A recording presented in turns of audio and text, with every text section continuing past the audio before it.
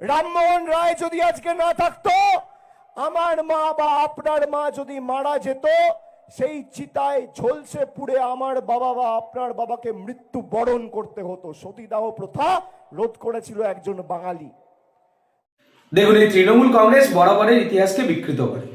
আমরা বারবার দেখেছি, বিভিন্ন মঞ্চে সকল মানুষই দেখেছে, মুখ্যমন্ত্রী মমতা ব্যানার্জি যতবার উনি বক্তব্য দিয়েছেন ততবার বিভিন্ন ধরনের উল্টো সিধে বাঁকা টেরা বক্তব্য দিয়েছেন।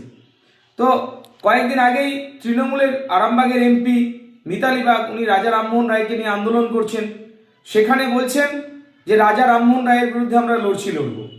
আজকে দেখলাম খোকাবাবুকে, অভিষেক ব্যানার্জিকে, উনি মঞ্চে ভাষণ দিচ্ছেন, কিন্তু সেখানে কি উনি বলছেন, সতীদাহ প্রথা কেন রদ করা হয়েছিল উনি সেটা বলতে গিয়ে উনি একদম উল্টো সিধে বলে দিচ্ছেন।